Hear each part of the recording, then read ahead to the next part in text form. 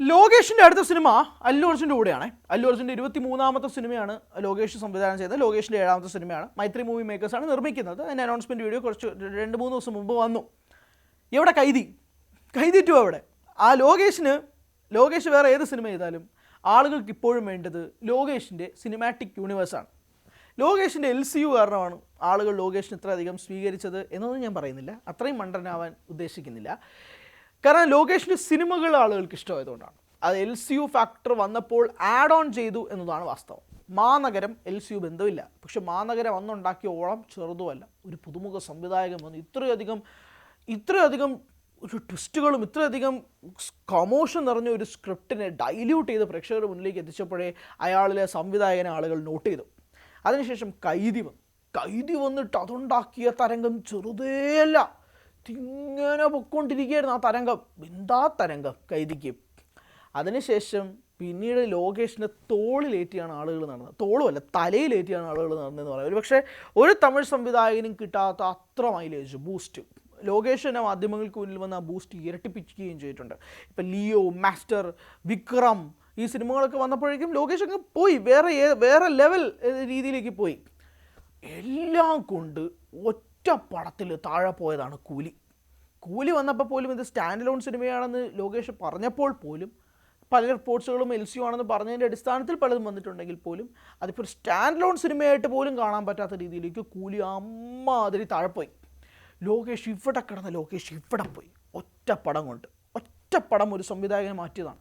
50 കോടി രൂപയായിരുന്നു ലോകേഷിന് ഈ സിനിമയ്ക്ക് കൂലിക്ക് കൊടുത്ത റെമ്യൂണറേഷൻ. അത് ഒറ്റയടിക്ക് താഴെ പോയി. പക്ഷേ എന്നാൽ പോലും ഇപ്പോൾ മൈത്രി മൂവി മേക്കേഴ്സിൻ്റെ ഈ സിനിമയ്ക്ക് ഏകദേശം 75 കോടി രൂപ വാങ്ങിച്ചിട്ടുണ്ടെന്നാണ് റിപ്പോർട്ടുകൾ. ഉറപ്പില്ല, റിപ്പോർട്ട്സാണ്. എന്നാൽ പോലും എവിടെ കൈതീറ്റു എന്ന ചോദ്യത്തിന് കാർത്തിയോട് ചോദിച്ചപ്പോൾ കാർത്തി പറഞ്ഞു നിങ്ങൾ പോയി ലോകേഷിനോട് ചോദിക്കാനാണ് പറയുന്നത്. കാർത്തിക്ക് അറിയില്ല, ദില്ലി എന്ന കഥാപാത്രത്തിന് അറിയില്ല.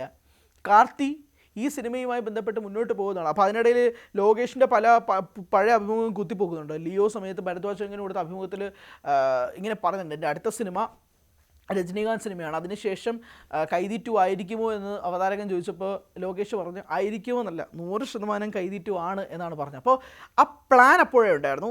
കാർത്തിയും അതേ പ്ലാൻ അനുസരിച്ച് സെറ്റായിരുന്നു എന്നത് വേണം മനസ്സിലാക്കാൻ. അപ്പോൾ ആ പ്ലാൻ തകരാനുള്ള കാരണം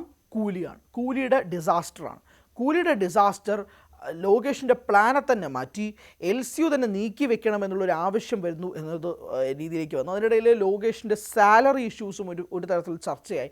75 കോടി വേണമെന്ന് പറഞ്ഞു, കൈതിയുടെ നിർമ്മാതാവ് അത് പറ്റില്ല എന്ന് പറഞ്ഞു. അങ്ങനെ ഒരു ഫ്രിക്ഷൻ ഉണ്ടായെന്നുള്ള റിപ്പോർട്ടുകളും വന്നു. അതിനെല്ലാം പിന്നാലെ ലോകേഷിനെ ആരെ വെച്ച് സിനിമ എന്നുള്ള ചോദ്യം വന്നതിന് ശേഷമാണ് പവൻ കല്യാണുമായിട്ടാണോ ഇനി അടുത്ത സിനിമ. ഇപ്പോൾ ദേ കോൾ ഹിം ഓജി എന്ന സിനിമ സുഗീത് സംവിധാനം ചെയ്ത സിനിമയാണ്.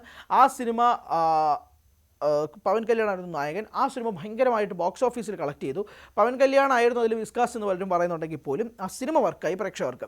അപ്പോൾ ഈ പവൻ കല്യാണിനെ വെച്ചാണ് ലോകേഷ് അടുത്ത സിനിമ ചെയ്യാൻ പോകുന്നുള്ള റൂമേഴ്സൊക്കെ വന്നതിന് പിന്നാലെയാണ് ആ റൂമേഴ്സൊക്കെ കാറ്റിൽ നിന്നുമൊക്കെ നീക്കം ചെയ്തുകൊണ്ട് ലോകേഷ് അല്ലു അർജുനുമായിട്ട് സിനിമ ചെയ്യാൻ പോകുന്നു എന്നുള്ളത് വന്നത്. ഇപ്പോൾ അല്ലു അർജുൻ നിലവിൽ അറ്റ്ലീസ്റ്റ് സിനിമയുമായി ബന്ധപ്പെട്ട് അതിൻ്റെ ഷൂട്ടിംഗ് പ്രോസസ്സിൽ നിൽക്കുകയാണ്.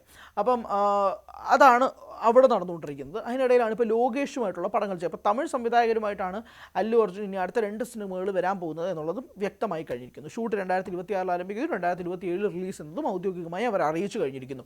അപ്പോഴും ചോദ്യം വേറെ LCU എവിടെ? ഈ LCU കണക്ട് ഇനി എവിടെ? ഇത് ഉണ്ടാവുമോ? ഇനി ഞങ്ങൾ LCUവിന് വേണ്ടി കാത്തിരിക്കണോ? കാരണം വിജയ് രാഷ്ട്രീയത്തിലേക്ക് ഇറങ്ങി, ഇനി ലിയോ 2 ഒന്നുമില്ല. അപ്പോൾ പിന്നെ ഇനി LCU എങ്ങനെയാണ് അവർ കണക്ട് ചെയ്യാൻ പോകുന്നത്? അതിനിടയിൽ ഒരു ഷോർട്ട് ഫിലിം വരും, 10 മിനിറ്റ് നീളമുള്ള ഷോർട്ട് ഫിലിം വരുമെന്ന് പറഞ്ഞിട്ട് അത് ഇവിടെയും എത്തിയില്ല. അതെവിടെ പോയെന്ന് ആർക്കും അറിയില്ല. അതുമായി ബന്ധപ്പെട്ടുള്ള അപ്ഡേറ്റുകളോ കാര്യങ്ങളൊന്നും കിട്ടുന്നുമില്ല. ഇതൊക്കെ എവിടെ എന്നുള്ളത് ആർക്കും അറിയാതെ നിൽക്കുന്നൊരു സാഹചര്യമുണ്ട്. അതായത് ഇതില്ല, LCU എവിടെയാണെന്നുള്ളത് ലോകേഷിനോട് ചോദിക്കുന്ന കാർത്തി പറയുമ്പോഴേക്കും അപ്പോൾ ഒരു തരത്തിലും ഒരു തീരുമാനം ഉണ്ടായിട്ടില്ല എന്നതും കൂടി വ്യക്തമാക്കുന്ന ഒരു സാഹചര്യത്തിലേക്ക് നീങ്ങുകയാണ്. So what is gonna happen next? ഇനി എന്താണ്? ലോകേഷ് LCU പൂട്ടിക്കെട്ടാൻ പോവുകയാണോ? അതിലേക്ക് നീങ്ങുകയാണോ കാര്യങ്ങൾ എന്നുള്ളത് കാത്തിരുന്ന് കാണാം.